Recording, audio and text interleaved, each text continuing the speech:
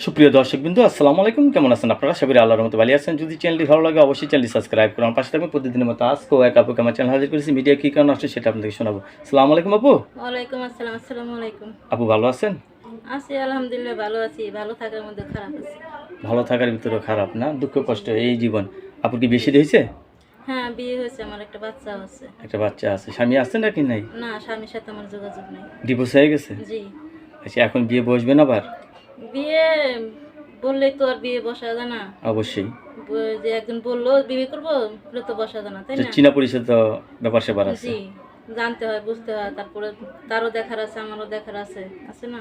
অনেকের বউ মারা গেছে, বউ চলে গেছে, এরা যদি বিয়ে করতে চায় আপনাকে? বউ মারা গেছে, বউ চলে গেছে, অসুবিধা নেই। সমস্যা হবে না তো? না, সমস্যা হবে না। আপনার বাবা মা আছে? মা আছে, বাবা নাই। এই যে আপনি বিয়ে বসতে চাচ্ছেন আবার, এটা কি আপনার পছন্দ নাকি আপনার মা পছন্দ করতে হবে, আপনার ফ্যামিলি পছন্দ করতে হবে?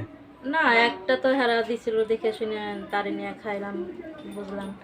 এখন আপনি আপনার নিজের পছন্দ মতো বিয়ে করতে দেখতেছে। চাচ্ছেন, ঠিক না? জি। তো কীরকম ছেলে চাচ্ছেন বিয়ে করার জন্য? চাকরিজীবী, ব্যবসায়ী, কোনটা?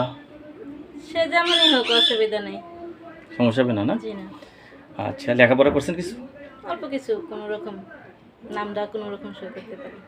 সবসময় কি বোরকা পরেন? জি। বোরকা পরলে নারীদের কত সুন্দর দেখা যায়, কখনো আয়নার সামনে দাঁড়িয়ে দেখছেন?